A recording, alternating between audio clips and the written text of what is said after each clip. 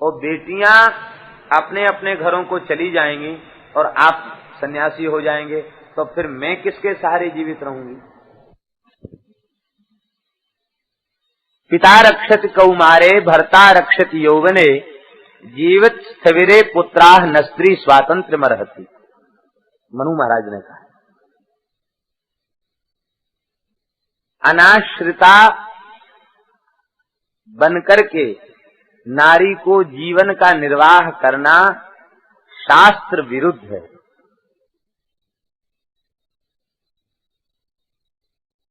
कथनचित किसी के चित्त में पूर्ण वैराग्य आ जाए, भोगों में रुचि न हो, उचित तो यह है कि वो विवाह करे, कन्या है वो विवाह करे। मान लो कथनचित कोई ऐसा प्रबल संस्कार है, विवाह नहीं करना चाहती है, तो उसका कर्तव्य है कि वो अपने पिता माता के संरक्षण में रह करके ही भजन करे। गृह त्याग कर देना, आश्रमों में जाकर रहने लग जाना, वो साधु जैसा भेष बना लेना, ये महिलाओं के लिए उचित नहीं है, उनके स्वयं के सदाचार के लिए घातक है, और जो जिस विरक्त के आश्रम में वे रहेंगी उनके लिए भी घातक है। भले ही बात किसी को अनुचित लग रही हो, लेकिन ये अनुचित बात नहीं, ये सही बात है। सदाचार सुरक्षित इसी में होगा, अन्यथा सदाचार सुरक्षित नहीं रह सकता।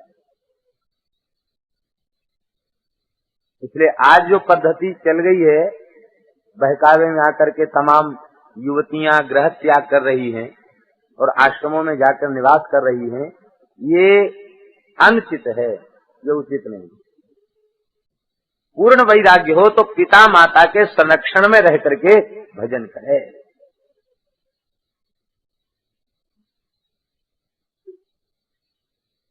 हमारे वृंदावन के महापुरुष पूज्य पंडित श्री भक्तमाली जी महाराज जी से हमने सुना है कि पंडित जी महाराज कहा करते थे कि नारी का शरीर आटे का दिवला है, आटे का दीपक है। घर में किसी कोने में रख दो तो चूहा खा जाएंगे, और छप्पर पे रख दो तो कौआ उठा ले जाएगा। तो आटे के दीपक को कितनी सुरक्षा में रखा जाता है, ऐसी आटे का दीपक है। यत्नेन रक्ष्याः, यत्न पूर्वक रक्षा करनी चाहिए। तो भगवान ये कन्याओं का विवाह हो जाएगा, फिर मैं कहाँ जाऊंगी? आपको याद आ गया, भगवान ने कहा था 10वीं संतान के रूप में मैं अवतार ग्रहण करूंगा। अभी भगवान ने तो अवतार लिया नहीं और मैंने गृह त्याग कर दूं, ये तो ठीक नहीं है। आप रुक गए। उस समय देवहूति जी ने एक बहुत सुंदर बात कही है, जो हम सबके लिए बहुत आदर्श बात है। देवहूति माता कह रही हैं, संगो यः संसृतेर हेतु असत्सु विहितो धिया स एव साधु सुकृतः निस्संगत्वाय कल्पते। हे भगवान, आसक्ति ही संसार चक्र में पड़ने का हेतु है। संसार चक्र में जो जीव भटक रहा है, इसका मूल कारण है आसक्ति। लेकिन आसक्ति किसकी आसक्ति? असत्सु, नाशवान वस्तुओं में अपनापन। नाशवान क्या है? शरीर और संसार, इन दोनों में। वैसे दो तो समझाने की दृष्टि से कहा जाता है, वस्तुतः एक कहने से भी दोनों का ग्रहण हो जाता है। केवल इतना ही कहो, नाशवान वस्तुओं में आसक्ति, यही जीव को संस्कृति के चक्र में डालने वाली। और यही आसक्ति जब भगवान के भक्त में हो जाती है, महत्पुरुष के चरणों में हो जाती है, तब क्या होता है? कहते निसंगत्वाय कल्पते, असंगता आ जाती है। इसका तात्पर्य क्या हुआ? इसका तात्पर्य ये हुआ कि जिन संसारियों में आसक्ति का दोष है, उनमें आसक्ति करने से दोष घटेगा नहीं, दोष बढ़ेगा। जिसके हृदय में आसक्ति का बीज है, आसक्ति है, उन लोगों का संग करोगे तो आसक्ति घटेगी, आसक्ति और बढ़ेगी। और जिन महात्माओं में आसक्ति समाप्त हो चुकी है, भोगों के प्रति, जगत के प्रति, ऐसे महात्माओं का संग करने पर भोगों के प्रति, जगत के प्रति अनासक्ति होगी और भगवान के चरणों में आसक्ति बढ़ेगी। इसलिए सत्पुरुषों का संग करना चाहिए। सत्पुरुषों का संग करने से निसंगत्वाय कल्पते, वो असंग हो जाता है। हे भगवान, यहाँ तो सत्पुरुष के संग की इतनी महिमा है, और आप जैसे सत्पुरुष के संग रहने के बाद भी आपका लाभ में नहीं ले सकी। सत्पुरुष का लाभ क्या है? सत्पुरुष के संग का लाभ है सत्चर्चा, सत्संग, यही सत्पुरुष की प्राप्ति का फल है। तो आप जैसे सत्पुरुष के निकट रह करके हमने सत्संग लाभ नहीं लिया। भगवान हंसने लगे करदम जी, और करदम जी ने कहा, देवी चिंता मत करो, अब सत्संग की व्यवस्था हो जाएगी। क्या? बोले, तुम्हारे गर्भ से भगवान अवतार लेंगे और वे तुम्हें सत्संग देंगे, तुम्हारे बेटा बन के आएंगे और तुम्हें दिव्य सत्संग प्रदान करेंगे। भगवान कपिल ने अवतार ग्रहण किया। बोलो कपिल भगवान की। यह कपिलावतार सिद्धावतार है। सिद्धा नाम कपिलो मुनि, सिद्धों में कपिल मुनि भगवान के स्वरूप हैं। सिद्धा नाम कपिलो मुनि, सिद्धों में कपिल भगवान के स्वरूप हैं। ये श्री कपिल जी का अवतार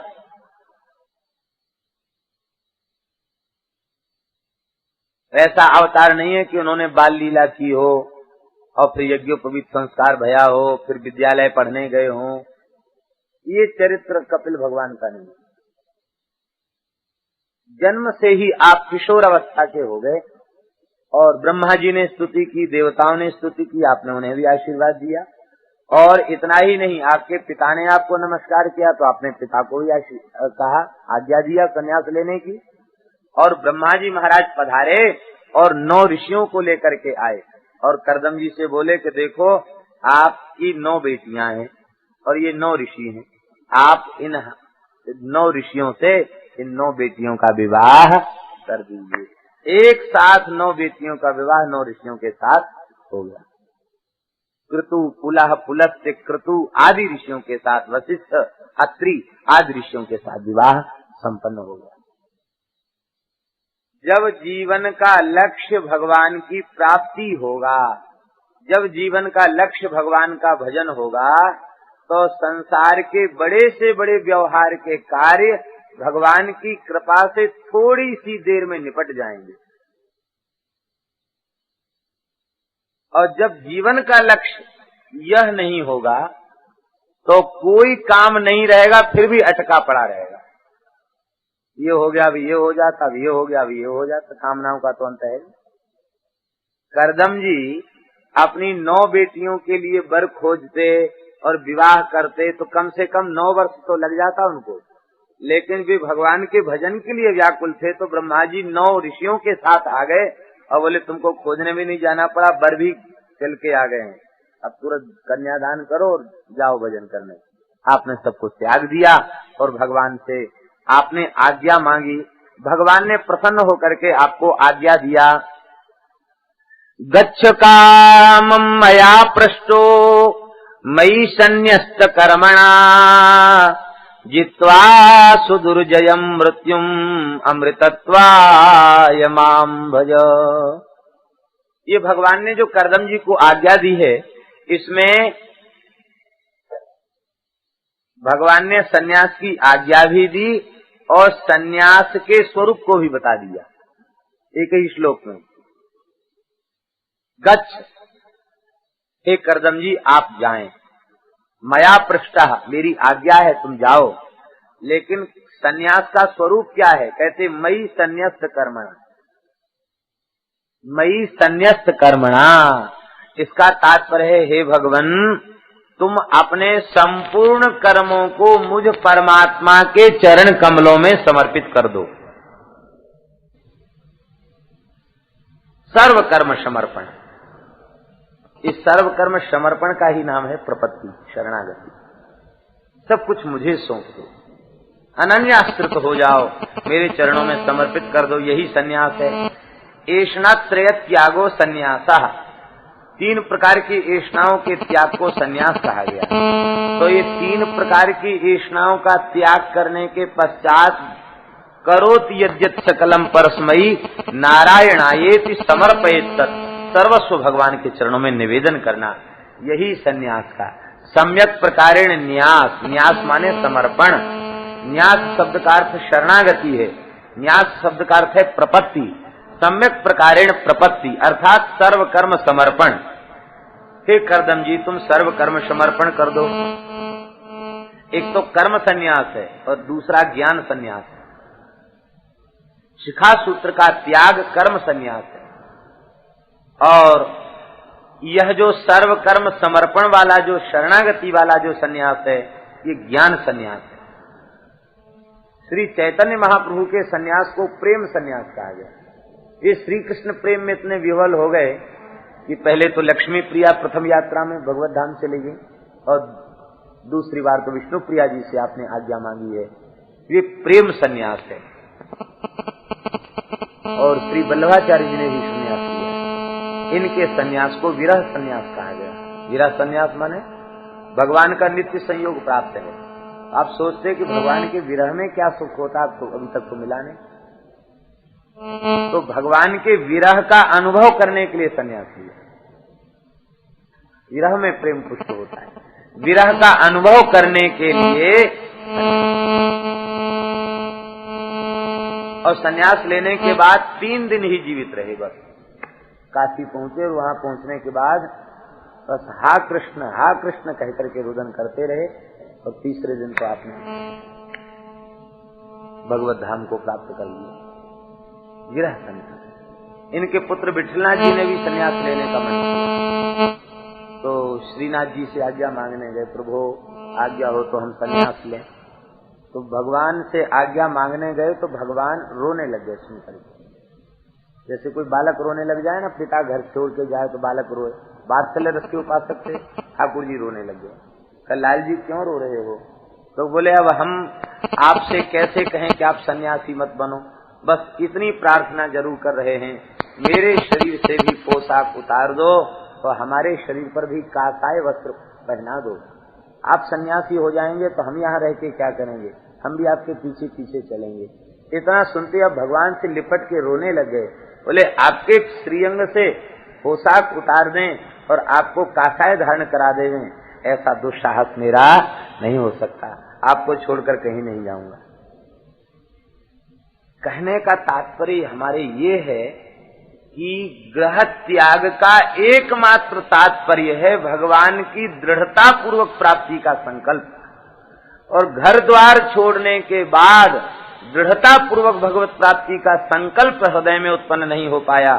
यद्यपि ग्रह त्याग और गृहस्थ ज्यादा कोई बात नहीं है, जीव मात्र का संकल्प यही होना चाहिए, लेकिन कथनचित जिन लोगों ने गृहस्थाश्रम का त्याग कर दिया और त्याग करने के बाद भी भगवत प्राप्ति का संकल्प दृढ़ता पूर्वक उनके हृदय में नहीं आया और उसके लिए व्याकुलता उनके चित्त में नहीं आई, तो ये तो बहुत बड़ा घाटा हुआ।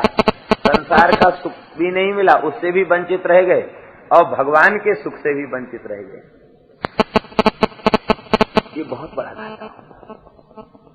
ग्रह त्याग है ही इसलिए बस सर्व कर्म समर्पण पूर्वक भजन में लग जाए तीव्र गति से। 1 दिन 2 दिन का अनुष्ठान नहीं, 4 महीने 6 महीने 10 वर्ष और 12 वर्ष का अनुष्ठान नहीं, सारे जीवन को ही अनुष्ठान बना दे। देहम वा पातेयम कार्यम वा साधेयम। शरीर छूटे तो भले ही छूट जाए, लेकिन भजन न छूटे। जन्म कोटि लग रगड़ हमारी, बरऊ शंभुनत रहूं कुमारी। इस संकल्प को लेकर के भजन में लग जाए। जन्म कोटि लग रगड़ हमारी, और जितनी व्याकुलता बढ़ेगी, जितनी प्रतीक्षा भगवान की करनी होगी, भगवान की प्राप्ति का सुख उतना अधिक अच्छा होगा। जो अति आतप व्याकुल होई, तरु छाया फल जाने सोई। बढ़िया वातानुकूलित भवन में रहने वाले लोग अपने ही घर के सुंदर बगीचे में आते हैं तो उनको लू लग जाती है, और जेठ की तपती हुई दोपहरी में गर्मी से व्याकुल व्यक्ति लंबी दूरी तय करके पैदल चल के आता है, तो वृक्ष नहीं, एरंड का वृक्ष उसे मिल जाए तो उस एरंड के वृक्ष के नीचे खड़े होकर उससे अनुभव होता हमको कल्प वृक्ष की छाया मिल गई। एरंड वृक्ष में नहीं आता, और कहीं वृक्ष मिल जाए, सघन छाया मिल जाए, तब तो कहना ही क्या, कहता वाह देखो कितनी सुंदर ठंडी हवा आ रही है। उस वृक्ष की छाया का सुख उसे कब मिला? जब गर्मी से वह व्याकुल हुआ। ऐसे ही श्री ठाकुर जी इतने करुणामय हैं, आप कुछ न करें तो भी आपके साथ खेलने के लिए तैयार हैं। लेकिन ठाकुर जी के हृदय में एक भाव है, ये हमारा प्रेमी है, मेरी प्राप्ति का पूरा सुख इसे मिले, ये पूरा सुख इसे मिले, इसके लिए ठाकुर जी प्रतीक्षा का अवसर देते हैं। हमारे श्री ठाकुर जी ने हमें अपनी सुंदर प्रतीक्षा की घड़ियां प्रदान की हैं। ये हमारे प्रियतम की बहुत बड़ी कृपा है। ऐसा विचार करके उस प्रतीक्षा के सुख का भी आस्वादन करें। यही सन्यास का प्रयोजन है, यही सन्यास का धर्म है।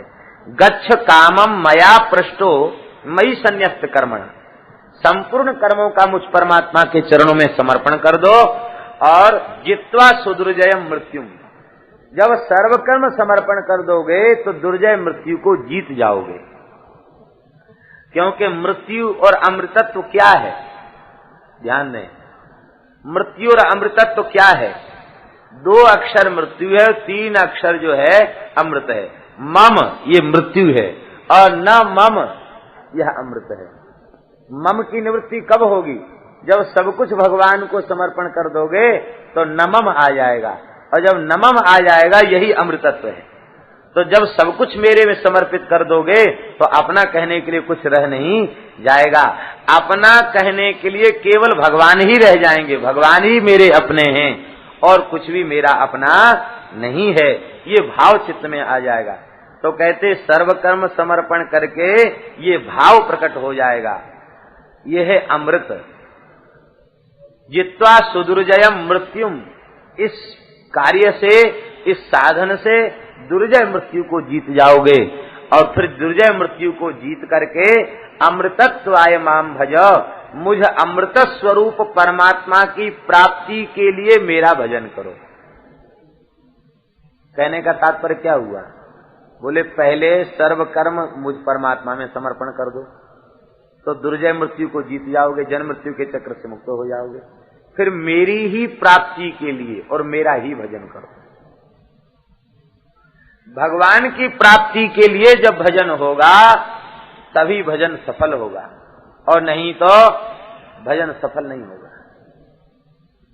भगवान की प्राप्ति के लिए भगवान करो, भगवान की प्राप्ति के लिए भजन करे और भगवान का भजन करे, दूसरे किसी का आश्रय न ले। भगवान की प्राप्ति के लिए भगवान का भजन करे। ये श्लोक का भाव और पूज्य पंडित श्री दुर्गा प्रसाद जी महाराज का भाव, दोनों को मिलाकर लगता है एक जैसा भाव। हमारे वृंदावन में एक महान संत थे पंडित श्री दुर्गा प्रसाद जी महाराज, श्री उड़िया बाबा उनका बहुत आदर किया करते थे, अखंडानंद जी महाराज भी बड़ा आदर किया करते थे। छिपे हुए संत थे, गृहस्थ थे। करीब करीब 100 वर्ष की आयु में उन्होंने अपने देह का विसर्जन किया। अभी ज्यादा समय नहीं हुआ, 2-2.5 साल हुआ। तो उनके अतिशय रुग्ण अवस्था में हम उनके निकट पहुंचे, दर्शन किया। बहुत शरीर शिथिल हो चुका था, वाणी भी ठीक ठीक नहीं निकलती थी। चरणों में प्रणाम किया तो पहचान गए।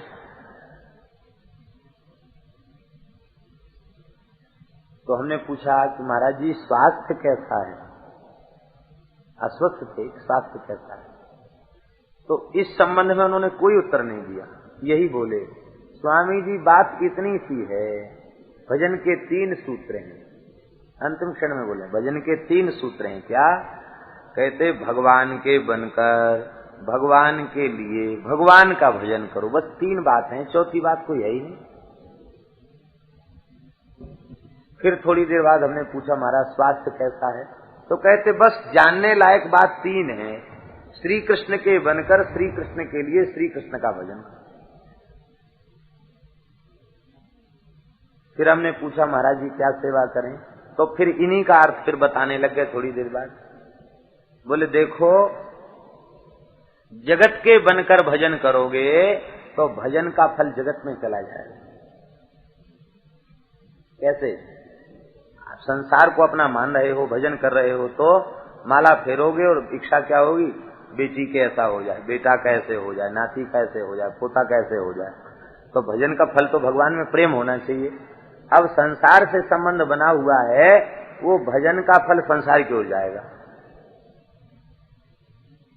इसलिए भगवान के बनकर, श्री कृष्ण के बनकर, जगत के बनकर भजन मत करो, भगवान के बनकर भजन करो। दूसरा, भगवान श्री कृष्ण के बनकर श्री कृष्ण के लिए भजन, भगवान के बन गए और भगवान के लिए भगवान का भजन नहीं किया तो भी इधर उधर चला जाएगा भजन। इसलिए भगवान के बनकर भगवान की प्राप्ति के लिए। और तीसरी बात उन्होंने बताई कि भगवान का भजन करो, अन्य का आश्रय लोगे तो भी भटकने की संभावना है। इसलिए भगवान का सहारा लो, दूसरे का सहारा मत लो। 3 बार एक ही बात बताई। इसके बाद फिर हम नमस्कार करके चले आए। बाहर से लौट के आए तो पता चला कि उन्होंने शरीर शांत कर दिया। आज उनका संस्कार होने वाला है, दास को उनके संस्कार में सम्मिलित होने से पहले। तो एक संत की अंतिम बात, आखिरी बात, वो भगवान की बात से बिल्कुल मेल खाती है। और दूसरे, संतों के चित्त की स्थिति, ये 2 चीजों का इससे पता चलता है।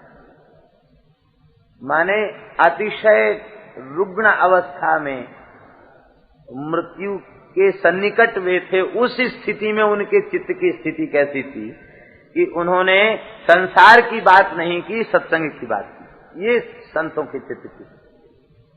ऐसे ही एक दूसरे संत मिले,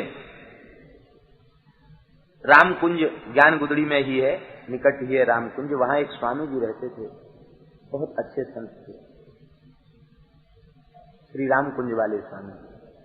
कई संतों से हमने वृंदावन में सुना कि वे भगवत प्राप्त महापुरुष हैं। तो जब सुना तो जिज्ञासा हुई कि उनका दर्शन करने जाएं।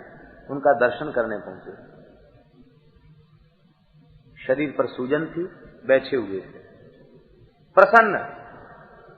शरीर पर मृत्यु के लक्षण थे, लेकिन चेहरे पर कांति और प्रसन्नता थी। प्रणाम किया जाकर, बोले महाराज जी आप कैसे हैं, ठीक हैं, और क्या सेवा करें आपकी? तो कहते अरे महात्मा आए हो, सेवा क्या है, बस बात तो अब एक ही रह गई है, बाकी तो सब खत्म है। महाराज कौन सी बात रह गई? तो बार बार कहते कन्हैया तुम्हें एक नजर देखना है, जिधर तुम छिपे हो उधर देखना है। अब किसी तरफ नहीं देखना, जिधर तुम छिपे हो उधर देखना। 15 मिनट तक यही कीर्तन करते रहे वो, बार बार। एक और संत थे साथ में, उन्होंने पूछा महाराज देखना है कन्हैया को, देखा नहीं अब तक? तो कहते हाँ खूब देखा है, पर देखने से मन थोड़ी बढ़ता है। कन्हैया तुम्हें एक नजर देखना है, बार बार यही कहते। खूब देखा है, पर देखने से मन थोड़ी भरता है। फिर वही गाते कन्हैया तुम्हें एक नजर देखना। पता नहीं किस स्थिति में थे। संत ने पूछा महाराज हमने सुना है कि आपको दर्शन हुआ भगवान का। कहते हाँ यमुना किनारे महाराज का दर्शन हुआ। स्वीकार कर रहे, यमुना किनारे महाराज का दर्शन हुआ। तीसरे दिन पता चला कि वो महात्मा का शरीर आ रहा था। हमने कहा किनका शरीर जा रहा? बोले रामकुंज वाले स्वामी जी पधारे। सारे जीवन फकड़ रहे, दूसरे के स्थान में कुटिया में रह गए। अपना उनका कुछ नहीं था, न कोई शिष्य था न कोई भक्त था। जीवन भर भजन करते थे। तो भगवान की प्राप्ति के लिए भगवान के बनकर भगवान की प्राप्ति के लिए भगवान का भजन करो। यही भजन की 3 बातें सार हैं। ये महापुरुष के द्वारा बताई हुई बात है। तो भगवान ने कहा मेरी प्राप्ति के लिए मेरा भजन करो। भगवान की प्राप्ति के अतिरिक्त तनिक भी कोई संकल्प चित्त में आया कि भजन का फल व्यतिरिक्त हो जाएगा, नष्ट हो जाएगा, और वैसे चाहे चित्त में भले ही संकल्प न आवे, भजन करने लग जाता तो संकल्प ज्यादा उठते हैं। ये भगवान की कोई लीला ही समझिए कि भजन करने वालों के चित्त में संकल्प ज्यादा उठते हैं। लेकिन उस समय भगवान से आर्त स्वर से प्रार्थना करे, हे नाथ आप ही बचाइए, हमारे ऊपर छोड़िएगा तो हम बच नहीं सकेंगे, आप ही बचाइए, आप बचाइए। हम रो रो कर भी आपसे भिन्न कोई वस्तु मांगे तो आपसे मेरी विनम्र प्रार्थना है इन संसार की विषैली वस्तुओं को आप हमें कभी मत दीजिए, केवल मुझे आप चाहिए, आप ही अच्छे लगते हैं, दूसरा कोई अच्छा नहीं लगता। आपके अतिरिक्त कोई अच्छी वस्तु लगे भी तो भी हमें आप मत देना, आप अपने आप को ही हमें दे देना। इस तरह से भगवान से प्रार्थना करनी चाहिए। प्रार्थना यह श्रेष्ठ उपाय है, लेकिन वह प्रार्थना भी अतिशय एकांत में होवे, तन्मयता पूर्वक होवे तो उसका लाभ ज्यादा मिलता है। भजन करने वालों के जीवन में कई बार समस्याएं आ जाती हैं, वो ये कि सब कुछ छोड़ के भजन में लग गए। यदि तनिक भी लोक की वासना उनके चित्त में है तो बस फिर वहां माया इकट्ठी होने लग जाए। पहले भगत लोग आएंगे, ये सबसे बड़ी माया तो भगत हैं। भगत सेठ साहूकार ये आकर के दर्शन करेंगे, महाराज आप यहाँ ठंडी गर्मी बरसात सहन करते हो, आपकी आज्ञा हो तो एक झोपड़ी डाल दें। अरे बच्चा ये तो जमीन तो दूसरे की है, झोपड़ी डालोगे तो जमीन वाला झगड़ा करेगा। कोई बात नहीं, हम जमीन खरीद देते हैं, 2-4 हजार गज या बीघा जितनी सामर्थ्य है जमीन खरीद दिया, अब झोपड़ी बन गई। महाराज झोपड़ी बार बार कच्ची जो है बिगड़ जाती है, पक्की बनवा दें कुटिया, पक्की बन गई। पक्की बनने के बाद फिर उसने कहा महाराज आपका तो ठीक भजन बन रहा है, आपके पास बैठने से हमें बड़ी शांति मिलती है, 2-4 कमरा कहो आप हम भी बना लें। अब उसी ने तो जमीन खरीदी है, मना कौन करे, बना लो भाई तुम भी कमरा बना लो। अब सब परिवार आ गया, स्त्री पुत्र लड़के बच्चे काई कुई हल्ला गुल्ला सब मचने लग गया। फिर धीरे धीरे भगत ने कहा महाराज बेटा बहुत बीमार रहता है, आप माला फेरते ही हो, थोड़ी ऐसी कृपा कर दो कि बेटा ठीक हो जाए, बेटी का ऐसे हो जाए, उसका ये काम बन जाए, उसका वो काम बन जाए। महात्माओं का हृदय दयावान होता है और वो फिर भगवत प्राप्ति के संकल्प में शिथिलता आ जाती है, फिर बार बार आशीर्वाद देने वाली बात आ जाती है। व्यास न देत असीस शराब, हरिराम व्यास जी ने वाणी में लिखा है व्यास न देत असीस, कहते व्यास किसी को आशीर्वाद नहीं देते और श्राप भी नहीं देते, न शुभ न अशुभ, केवल भगवान का चिंतन। और बाकी कोई दीन दुखी आवे तो संत पर विश्व कल्याण की कामना करते हैं, सर्वे भवन्तु सुखिनः सर्वे सन्तु। व्यक्ति विशेष के कल्याण के लिए संकल्प न करे, विश्व कल्याण की कामना करे, इसमें बाधा नहीं, क्योंकि इस विश्व कल्याण के चिंतन में भेद बुद्धि नहीं है और व्यक्ति के कल्याण के चिंतन में भेद है, ये अंतर। विश्व कल्याण की कामना और बाकी कोई दीन दुखी आवे तो उसको यही सलाह दे भैया हम भी भगवान के दरबार में पड़े, उन्हीं से मनाते हैं, तुम भी प्रार्थना करो, भगवान करुणामय है, सुनेंगे। बस अपनी ओर से दाता न बने, जाओ ऐसा हो जाए, जाओ ऐसा हो जाए, ये कहना साधक का कर्तव्य नहीं है। अब इसके बाद अब बन गया स्थान, अब साधु आए, उन्होंने कहा कि देखो खाली दुनिया की सेवा करता, संतों के लिए कुछ नहीं बनाया है, संत निवास बन गया, बहुत लोग इकट्ठे हो गए। अब आश्रम बन गया तो अब वो जो निष्प्रियता है वो कहाँ तक सुरक्षित रह पाएगी। फिर बिजली का बिल है, टेलीफोन का बिल है, ये कौन चुकाने आएगा, उसके लिए धन की भी जरूरत पड़ेगी। तो वो सारी चीजें फिर लौट कर आ जाएंगी। तीनों इष्णाओं को छोड़ के भजन कर रहा था, तो लोकेष्णा आ जाएगी, वित्तेष्णा आ जाएगी और पुत्रेष्णा नहीं भी होगी तो शिष्येष्णा आ जाएगी।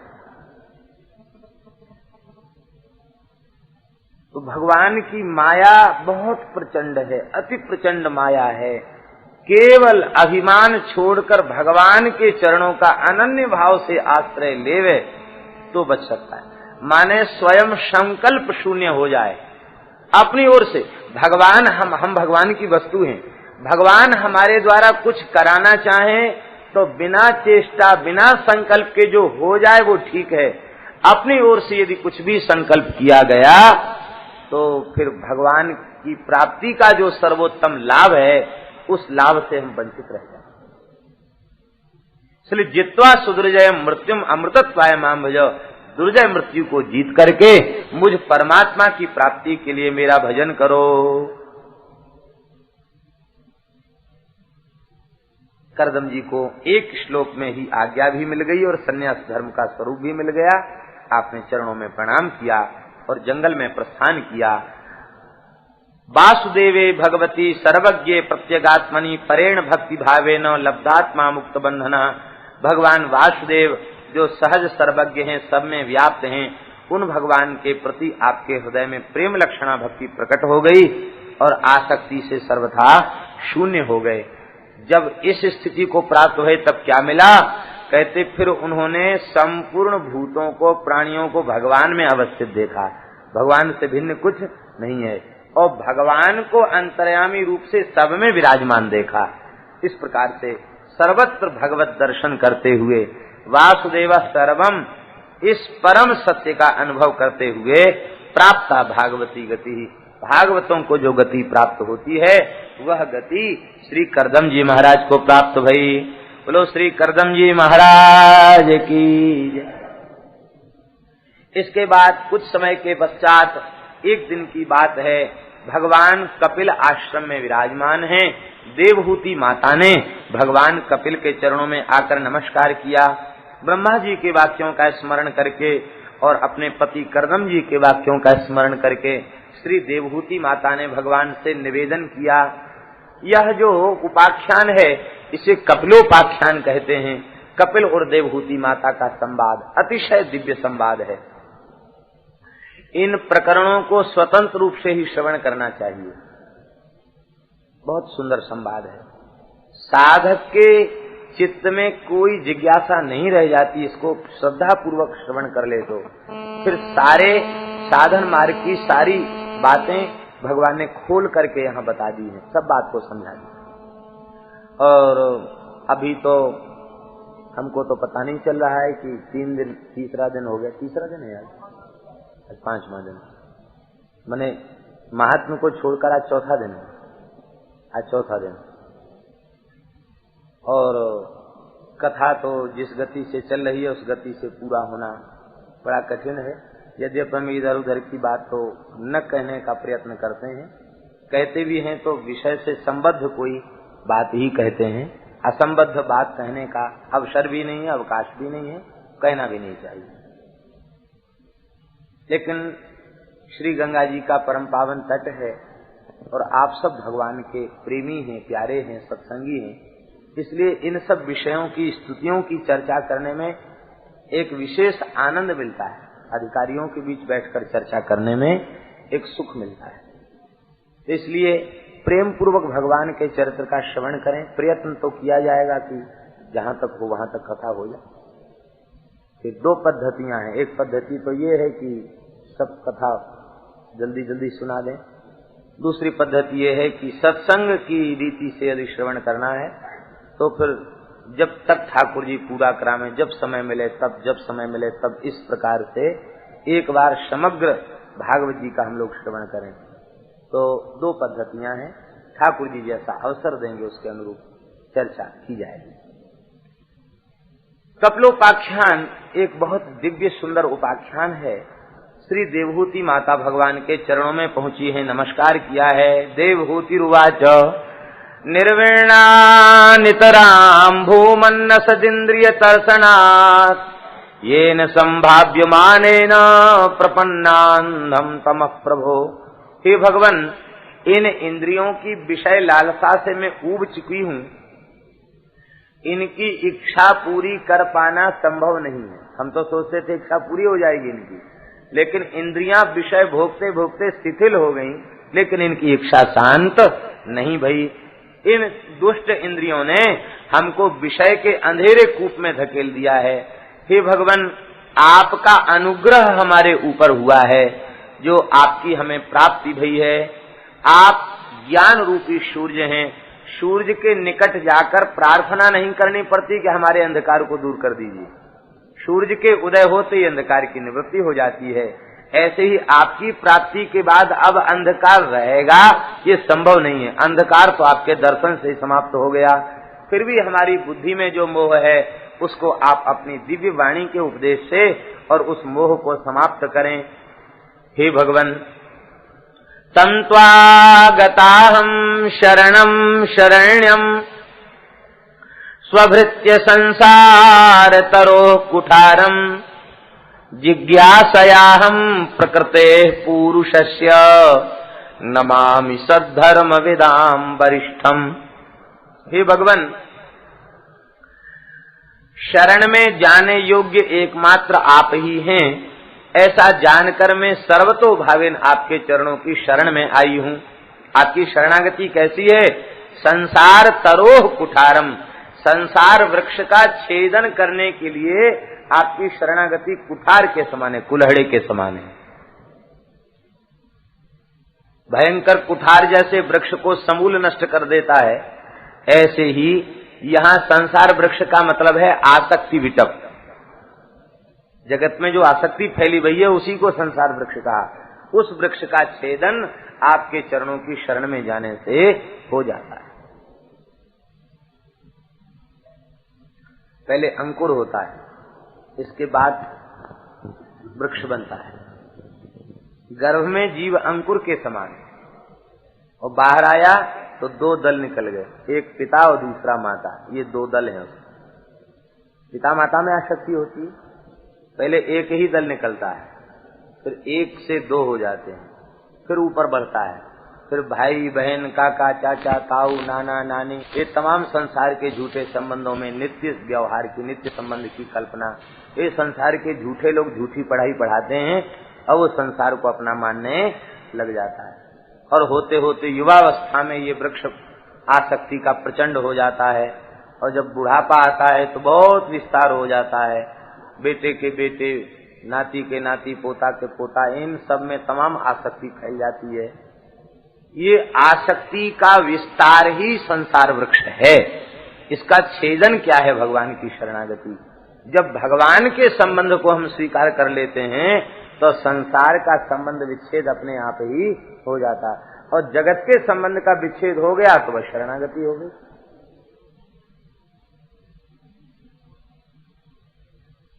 भगवान की शरण में जाने वाले व्यक्ति के सारे संबंध भगवान से ही हो जाते हैं। हे भगवान, आप कृपा करके प्रकृति और पुरुष का क्या स्वरूप है आप कृपा करके बताएं। भगवान प्रसन्न हो गए क्योंकि भगवान को शरण शब्द से बड़ी प्रीति है। जब तक कोई शरण में हूँ ऐसा न कहे तब तक भगवान कृपा नहीं करते। स्वभाव है, मित्र भी कहे कि शरण में हूँ तब गीता का उपदेश देते हैं। मैया कह रही है शरण में हूँ तब प्रसन्न भय। इसलिए कोई मैया हो, इनका मित्र हो, इनका भाई हो, इनके पिता भी हो, जब तक शरण में हूँ यह नहीं कहते तब तक ये अनुग्रह नहीं करते। ये बात समझ लीजिए और समझने के बाद अब भगवान से कहिए, हे नाथ अन्यथा शरणम नास्ति त्वमेव शरणम मम तस्मात् कारुण्य भावेन रक्षस्व परमेश्वरो। आपके अतिरिक्त हमारा कोई दूसरा आश्रय नहीं है, हम आपकी शरण में हैं। क्योंकि शरण शब्द को सुनकर भगवान प्रसन्न होते, उसी की रक्षा करते हैं। शरणागत ही ज्ञान का अधिकारी है। मैं शरणागत हूँ, ये भाव आते, मैं शरण में हूँ, इस भाव के आते ही समस्त ज्ञान प्रकट हो जाता है। फिर कोई ज्ञान अधूरा रह नहीं जाता, सब कुछ भीतर प्रकट हो जाता है। क्योंकि ज्ञान को कहीं से लाना थोड़ा ही है, ज्ञान तो आत्मा में नित्य रूप से विराजमान है। जैसे माया का पर्दा हटा नहीं तो ज्ञान हो गया। ज्ञान को कहीं से लाना थोड़ा ही है, ज्ञान तो नित्य है। आत्मा ज्ञान स्वरूप ही तो है। अविद्या की निवृत्ति हुई, ज्ञान हो गया। अविद्या की निवृत्ति भगवान की शरण में जाने से होती। शरण में मामेव ये प्रपद्यन्ते माया मेताम तरंती। माम एव, मेरी ही शरण में जो आ जाते हैं वे इस माया से पार चले जाते हैं। भगवान प्रसन्न होकर भगवान कहते कि देखो माता जी, सबसे पहले कल्याण का स्वरूप समझो। कल्याण का स्वरूप क्या है? हम लोग परस्पर बातचीत में कहते हैं कल्याण, महाराज कल्याण कैसे हो? कोई कहता जाओ तुम्हारा कल्याण हो जाए। तो कल्याण शब्द का अर्थ तो समझें पहले, कल्याण होता किसे, किसका है और कल्याण कहते किसे? भगवान कल्याण शब्द की परिभाषा बता रहे हैं। अत्यंतोपरतिर यत्र दुःखस्य च सुखस्य च तदेव कल्याणम। जिस स्थिति में पहुंचने के बाद सुख की निवृत्ति हो जाए और दुख की भी निवृत्ति हो जाए, उस अवस्था का नाम, उस स्थिति का नाम है कल्याण। न दुख रह जाए और न सुख रह जाए, दोनों समाप्त हो जाएं, उस स्थिति का नाम है आनंद, कल्याण। उसी को आनंद कहते हैं, उसी को कल्याण कहते हैं। माने उस स्थिति में पहुंचने के बाद फिर परिवर्तन नहीं।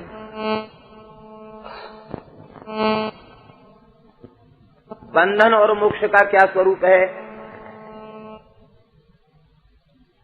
बोले चित्त का मुझ में आसक्त हो जाना मोक्ष है, और चित्त का भोगों में आसक्त हो जाना बंधन है। चेता खल्वस्य बंधाय मुक्तये चात्मनोमतम गुणेषु सक्तम बंधाय रतम वा पुंस मुक्तये। जब यह चित्त गुणों में आसक्त हो जाता है तो बंधन होता है, और जब यह चित्त पुंसी मुझ परमात्मा में आसक्त हो जाता है तो मुक्तये मोक्ष हो जाता है। चित्त का स्वतंत्र कोई आकार नहीं, ये जिसका चिंतन करता है तदाकाराकारित हो जाता है। विषय का चिंतन करते करते विषयाकार, जगत का चिंतन करते करते जगदाकार, इसी प्रकार से भगवान का चिंतन करते करते चित्त भगवदाकार हो जाता है।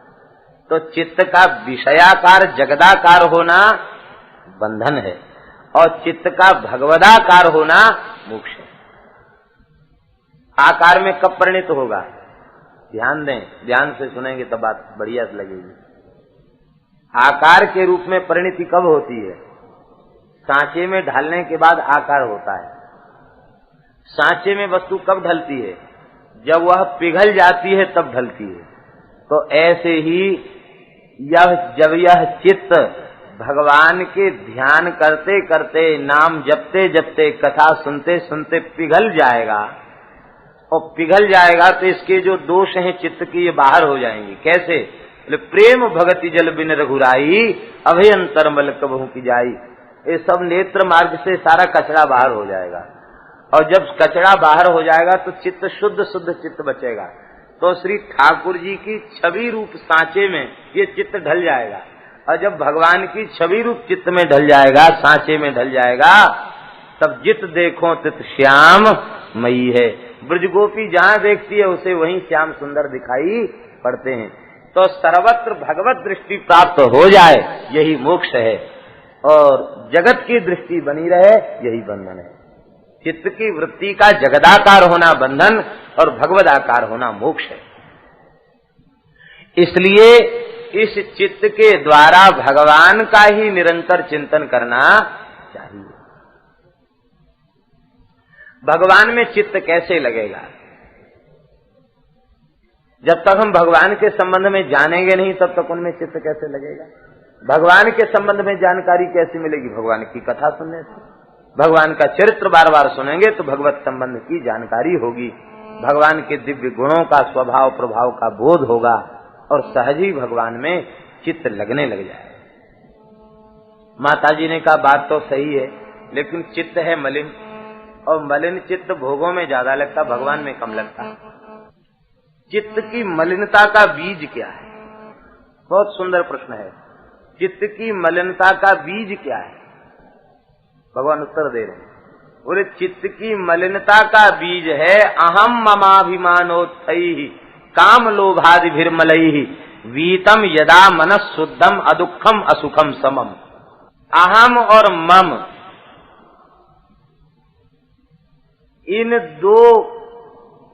ये दो बीज हैं चित्त को मलिन करने वाले। सारे विकार इन दो बीजों से उत्पन्न हुए, अहम और मम से, और उन विकारों में चित्त को मलिन किया है। तो विकारों को जब तक नष्ट करोगे तो नष्ट होने के बाद भी वे नष्ट नहीं होंगे, और बीज का नाश कर दोगे तो विकार अपने आप में न रहेगी, जड़ न होगा वृक्ष, न होगे बीज और न होगी सृष्टि। तो पहले बीज को ही समाप्त करना चाहिए। बीज क्या है? चित्त को मलिन बनाने वाले बीज हैं अहम और मम, मैं और मेरा। इसी ने चित्त को मलिन बनाया है। तो अहम और मम ये दोनों जब चित्त से चले जाते हैं तो काम लोभादि चित्त के जो मल हैं वे समाप्त हो जाते हैं, और जब ये समाप्त हो जाते हैं तब बीतम यदा मनः, जब इनसे रहित मन हो जाता है तो अदुखम असुखम समम, न तो दुख रह जाता है और न सुख रह जाता है। तो सुख और दुख इन दोनों से विलक्षण जो नित्य स्थिति है, उस नित्य स्थिति का ही नाम है आनंद।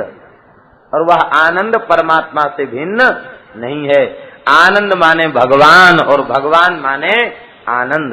आनंदम ब्रह्मणो विद्वान न बिभेति कुतश्चन, वो आनंद ही ब्रह्म का, परमात्मा का स्वरूप है। तब ये बात हम लोगों की समझ में आ गई कि चित्त भगवान में इसलिए नहीं लगता कि चित्त मलिन है, और चित्त की मलिनता के बीज हैं अहम और मम। तो अब सबका सार ये है कि अहम और मम को शुद्ध करो। तो अहम और मम को कैसे शुद्ध किया जाए, इसका कोई उपाय है? इसके दो उपाय हैं। एक उपाय है पूर्ण ज्ञान, और दूसरा उपाय है पूर्ण प्रेम, भगवान की भक्ति। ये दूसरा उपाय है। ज्ञान वाला उपाय तो ये है, विस्तार से कहने का अवसर नहीं है, केवल सारांश में इतना ही समझें कि ज्ञान वाला उपाय ये है कि अहम पद वाच्य देह इंद्रिय आदि से विलक्षण आत्मा है। अहमर्थ क्या है? अहमर्थ माने आत्मा, जो देह इंद्रिय आदि से सर्वथा विलक्षण है, आत्मचेतन। और वह आत्मचेतन एक है, और उससे भिन्न कोई दूसरी वस्तु नहीं है। अयम आत्मा ब्रह्म, अयम आत्मा ब्रह्म, और आत्मै वेदम सर्वम। यह आत्मा जो है, देहादि से विलक्षण जो आत्म तत्व है, वही अहम है और वही ब्रह्म है। और आत्मै वेदम सर्वम, ये जो कुछ है सब आत्मा ही है। आत्मा से भिन्न अनात्मा है, अनात्मा कुछ है नहीं। आत्मै वेदम सर्वम, नेह नानास्ति किंचन, नाना वस्तु कुछ है ही नहीं, एक आत्मा है। चाहे आत्मा कहो या भगवान कहो, एक है। इसका तात्पर्य है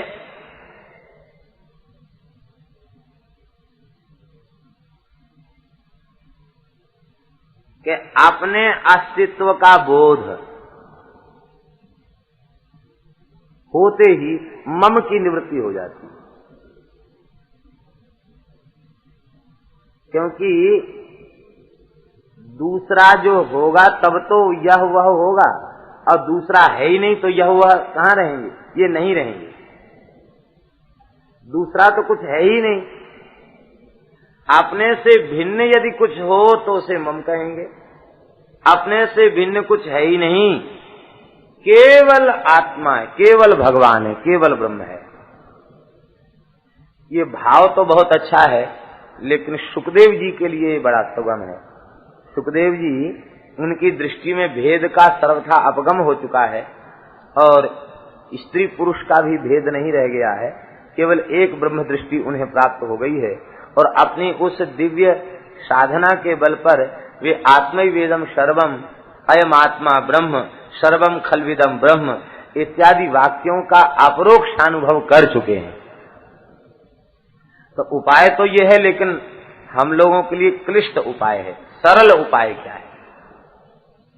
बोले सरल उपाय भक्ति का है। और भक्ति के मार्ग का सरल उपाय क्या है?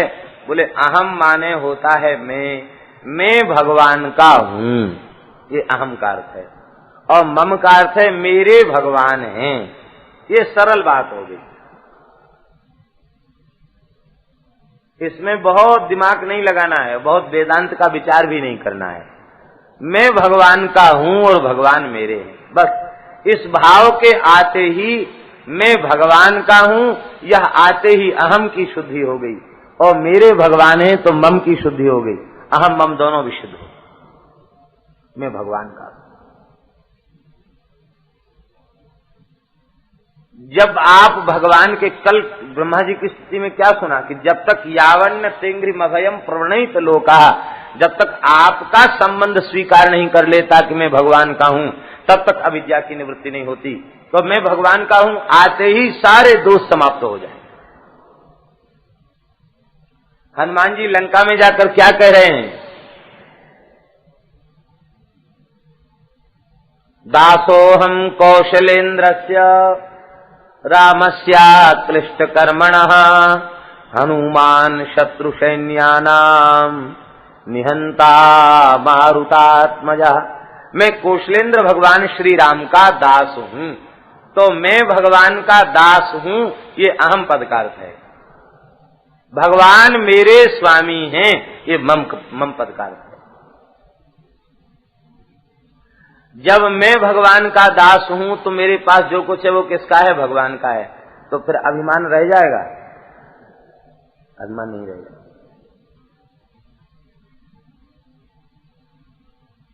मैं भगवान का दास हूं, इस भाव के जगते ही जो अविद्या जनित अभिमान है, अविद्या को उत्पन्न करने वाले अभिमान है, वे अभिमान समाप्त हो जाते। यह अभिमान जाए जन भोरे, मैं सेवक रघुपति पति मोरे। मैं भगवान का सेवक हूं और भगवान मेरे स्वामी। कोई छोटा मोटा काम कर दे तो उसको बड़ा वो होता, हमने ये काम कर दिया, वो काम कर दिया, या तो अपने मुंह से कहता, न किसी से कहवाता है। लेकिन हनुमान जी इतना बड़ा काम करके आए, उनको तनिक भी अभिमान नहीं। पवन तनय के चरित सुहाए, जामवंत रघुपति ही सुनाए। हनुमान जी ने तो कुछ कहा भी नहीं। जामवंत जी ने कहा, राम जी को इच्छा भई, हनुमान जी हम तो आपके मुख से सुनना चाहते हैं, आप क्या क्या काम करके आए हैं। हनुमान जी हाथ जोड़कर बोले, भगवन नाभि सिंधु हाटकपुर जारा, निश्चर गण बधि विपिन उजारा। सूत्र में सबको कह दिया। लेकिन सो सब तव प्रताप रघुराई, नाथ न कछु मोरि प्रभुताई। मैं दास हूं, इस भाव के आते ही नाथ न कछु मोर प्रभुताई। ये अभिमान शून्य स्थिति आ जाएगी। और देखिए अभिमान बड़ा सूक्ष्म है, इतना सूक्ष्म है अभिमान। हमने गुरुजनों से एक कथा सुनी। एक बार गुरु गोरखनाथ और मत्स्येंद्रनाथ जा रहे थे। मत्स्येंद्रनाथ जी गुरु हैं और गोरखनाथ जी शिष्य हैं। तो मत्स्येंद्रनाथ जी ने गोरखनाथ जी के मस्तक में ठोकर मारी। जैसी ठोकर मारी, आप कुछ नहीं बोले। फिर दोबारा ठोकर मारी, फिर तीसरी बार ठोकर मारी। तो आपने मुस्कुराकर हाथ जोड़कर कहा, गुरुदेव, जिसे ठोक बजाकर देख रहे हैं वह नहीं है। इसका मतलब सिद्ध गुरु के सिद्ध चेला। आप ठोक कर देख रहे हैं कि अभिमान है कि नहीं, तो अब आपकी कृपा से अभिमान नष्ट हो गया, अभिमान नहीं है। आप जिसे ठोक बजाकर देख रहे हैं वह नहीं है।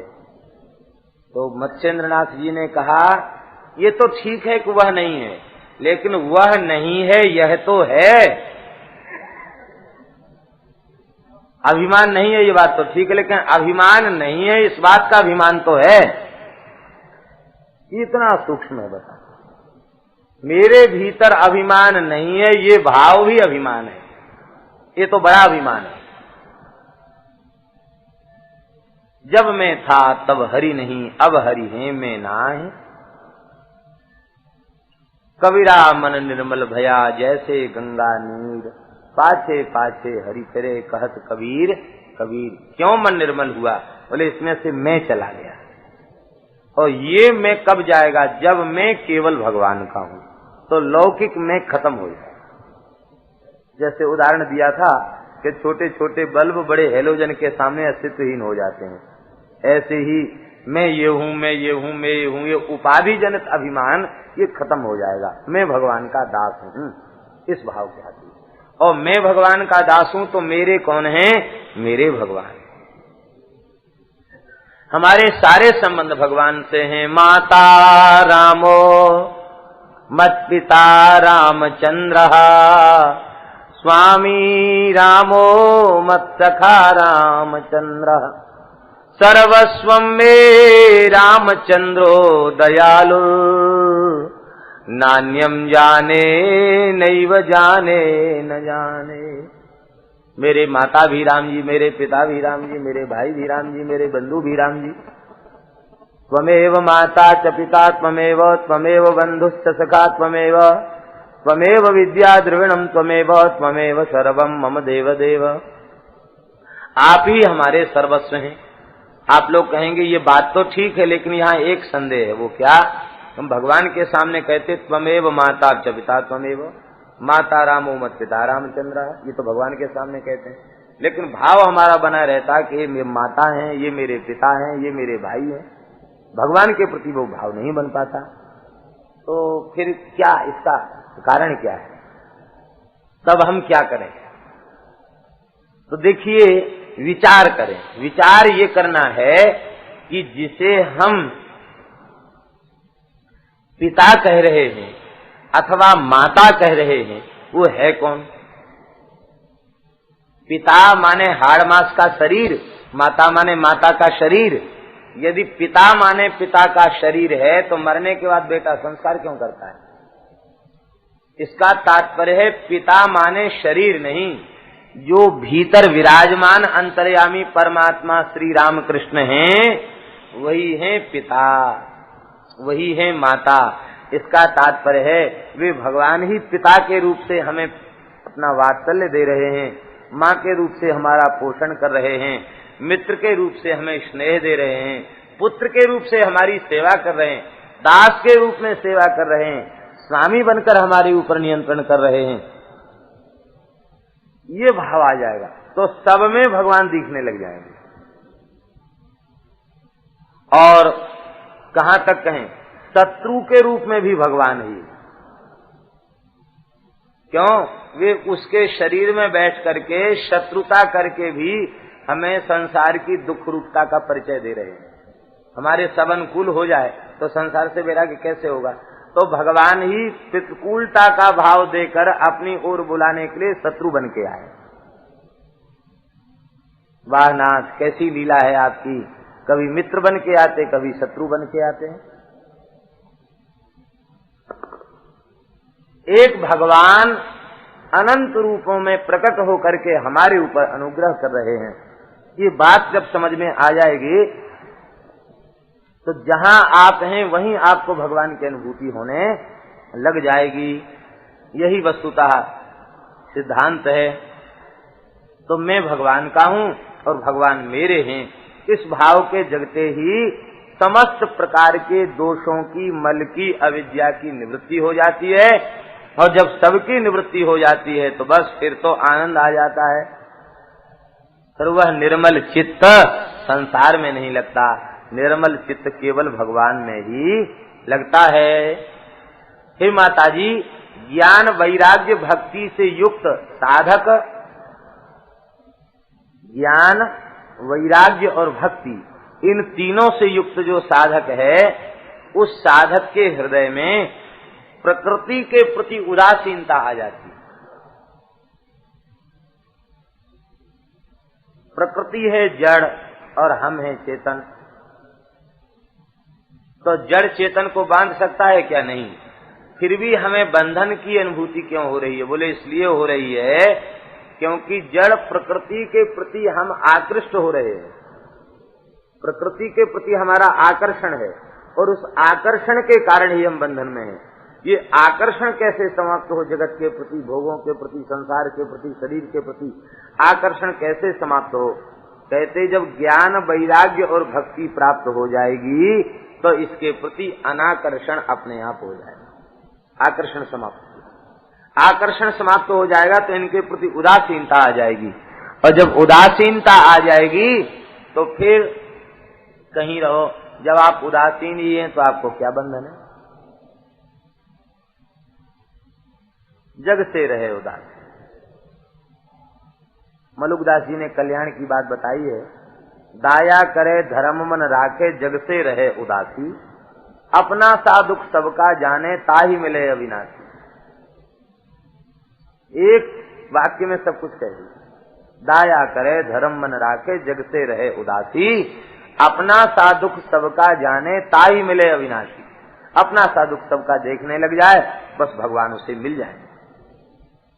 हे माताजी, मेरी भक्ति से बढ़ करके कोई ऐसा कल्याणकारी मार्ग नहीं है जो योगियों के लिए भी मेरी प्राप्ति को कराने वाला हो। योगियों के लिए भी मेरी प्राप्ति केवल प्रेम लक्षणा भक्ति के द्वारा होती है।